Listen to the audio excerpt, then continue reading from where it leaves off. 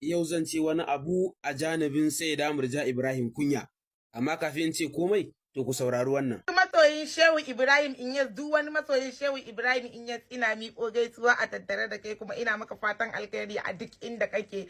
Ina maka fatan gamawa da duniya lafiya. I'm so sorry kun ganni kai na haka, to ya za a yanayin inda nake zama ne. Mu wannan that's part of life, musamman ma mun tsallaka cikin ruwa.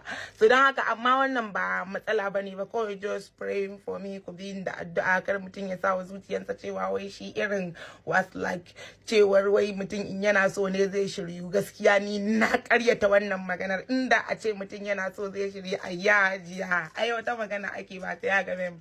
To abinda Allah ya zaba ba shi zai kasance haka. Idan Allah ya so ba fa iya shiryar da ni ba fa, raina ma zai dauka gabaki ɗaya. So what? To haka zalika in ya so canja ni yanzu ne immediately. To duk wani masoyin Shehu Ibrahim Inyas ina muku godiya, ku kasance cikin alkhairi, muna ziyara.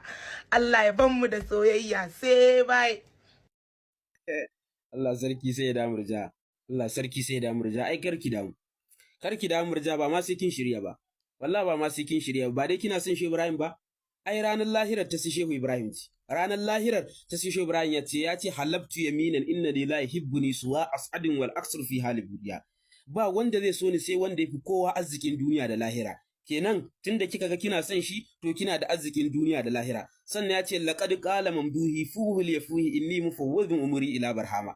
Ranar lahira manzo Allah sallallahu alaihi wasallam da nake wa yabo ya faɗa min cewa zai miko al'amarin ceto na alkiyama gaba ɗaya a hannuna. Kin ga tunda kina son shi, to kina ciki. Shehu Ibrahim ya ce wa man yuhibbuni wa man yarani fi jannatul khulbi bila muqtani. Duk wanda ya so ni ko ya ganni, ke kuma kin so shi kin ganshi, kin ga kina ciki. Sannan Shehu Ibrahim ya ce tarani muradallah muridan wa innani liyal mulku wat tasrifi bil mustafa ma'awa. Shehu ya ce haba Murja, ayin an je ranar lahirar zaki ganni ni ne abin nema, ni ba nema nake ba. Wa innani liyal mulku, duk mulki yana hannuna, wat tasrifi da duk yanda za a juya al'amura a hannuna suke.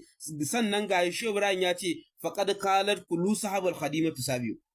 Manzo Allah sallallahu alaihi wasallam a ranar alkiyama in ya karbo ceto wurin Allah, zan bi manzo Allah sallallahu alaihi wasallam ina masa kirari. Manzo Allah ya waigo ya ce barhama ya dai, in ce ya rasulullahi ga su almajirai na ne. Manzo Allah sallallahu alaihi wasallam faqalar kulu sahabar khadimatu sabiu. Manzo Allah sallallahu alaihi wasallam zai ce kai ku kwashi almajiran sahibin nan nawa, hadimin nan nawa, duka ku saka aljanna. Sannan ga laqad faba ahbabi duka dai Murja Shehu ya nemi miki ishara da cewa kin dace. Ni inda kika bata min rai ma da kika damu, wai lallai sai kin shirya.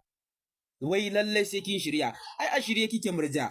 Ai tunda kika gane cewa ba mai shiryarwa sai Allah, ke baki saki shiryar da kanki ba sai Allah ya shiryar da ke. To ai tun daga nan kika shirya, dan kin samu tauhidi. Ai tauhidi ne ka gane ba wanda zai shiryar da kai, kai ma baka isa ka shiryar da kanka ba sai Allah. Ai kin samu cikakken tauhidi kenan. Saboda haka Murja da Allah karki ta da hankalinki wai sai kin shirya, ba ma sai kin shirya ba din. Ai ranar lahirar ta Shehu Ibrahim ce. Ni dai shawara ɗaya zan baki shine karki zagi kowa, karki aibata kowa, karki zagi kowa.